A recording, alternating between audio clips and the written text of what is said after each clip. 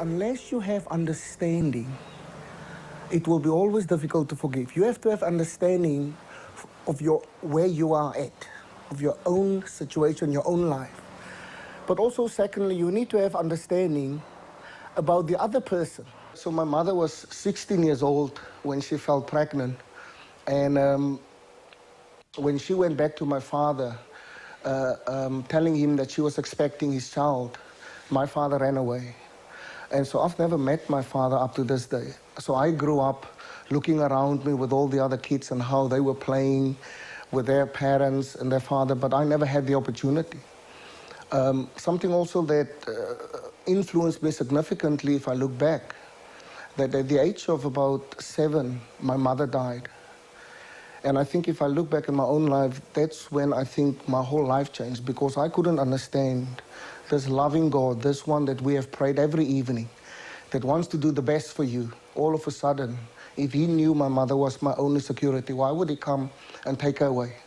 So as a young boy of 7 years old, I began to struggle very much with all the values that we have been growing up as Christian and you know, praying and God will come through. And yet here the reality is my father ran away. My mother died. And I remember standing in front of the grave of my mother and everybody was crying. And that day, something in this little boy was just like a world breaking open.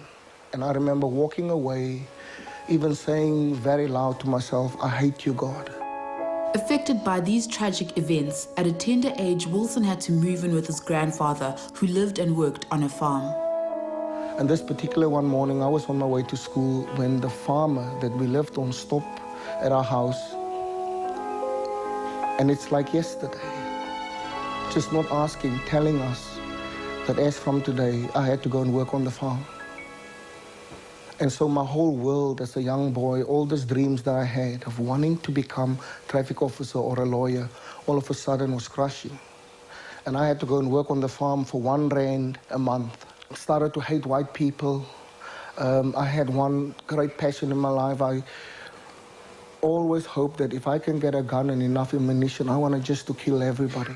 A root of bitterness started to grow up in me.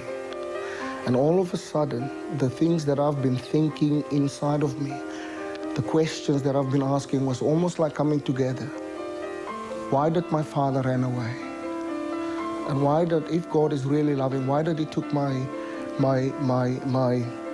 mother away from me? And now, a white farmer, not even asking us permission, coming and taking my life away. And I think that morning, for me, all of a sudden, all these thoughts and questions I had was almost coming together and made me believe that perhaps God is also white. And remembering sitting behind the house and saying, God, I hate you.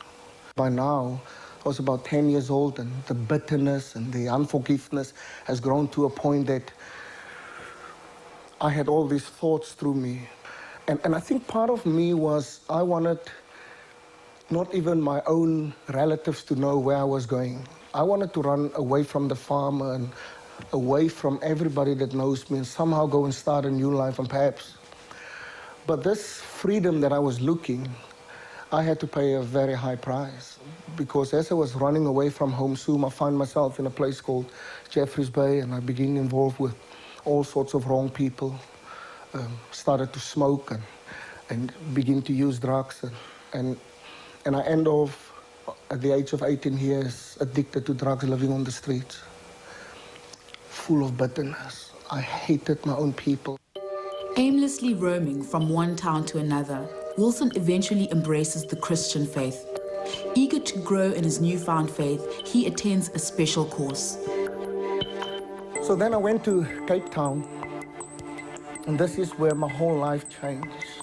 During this course, we would have every morning lectures, and then every week we have a different speaker. And specifically this morning, on my way to lectures, I heard this voice telling me that you are the biggest racist on this place. And we were 50 students, and four of us were people of color. And that day, when I pause and stop and think about it, I realized that although I've met God, deep inside of me, I haven't dealt with the issues of unforgiveness and hatred, the issues of my own family. And I remember the next day I went to the class and asked for forgiveness, because deep inside of me, I was still hating white people. It was during an encounter with the community member that Wilson's newfound convictions were put to the test. And as we were talking and explaining who we are, just young people, we want to come, we Christians, want to come and bless you. And she said, man, it's never happened. And I took over the conversation and I said, man, you know, we're just here and we want to bless you. Can I go and work in the garden? And at that point, the door went open and it was a husband that came from work. And as he saw me sitting there, the next moment he started to shout and he ran straight to me and started to beat me. During the attack, the angry man reached for his revolver. Wilson, fearing for his own life, immediately made a dash for the nearest exit.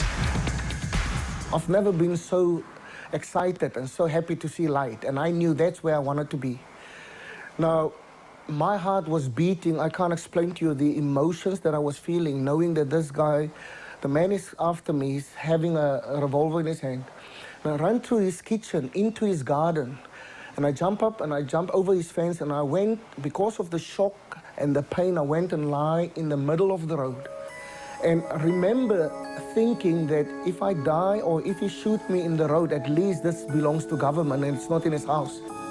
That night, during a spiritual encounter, Wilson felt the urge to forgive his attacker. And the next day, I went and bought him this beautiful bunch of flowers. And I wrote on this card, my name is Wilson. I'm the man that you were beating yesterday in your house. Just want you to know that I love you. And I took this bunch of flowers, and of course, we need to be wise, and I made sure there was nobody at the house and put it right in front of his door. And I ran away. 1 month after the violent attack, Wilson received an invitation to address a congregation in the community. And as I lift up my head and look in the back, there the man that was beating me that day, he was sitting there. And I felt prompted in my heart to tell the story again, what happened that day. And I began to share with the people. And this young gentleman, he was running up to where I was standing and falling in front of my feet and saying, I'm that guy that you were just testifying again that beat you that day. Can you forgive me? He looked at me and he said, could you please come and have lunch with me? And it was so strange that the first time that I came to his house wanting to serve, he beaten me. And this time, because of forgiveness, he invited me to come and have lunch. I always had this feeling that my life was robbed from me. That farmer took my life. But when I started to forgive, I was actually giving myself a second chance in life.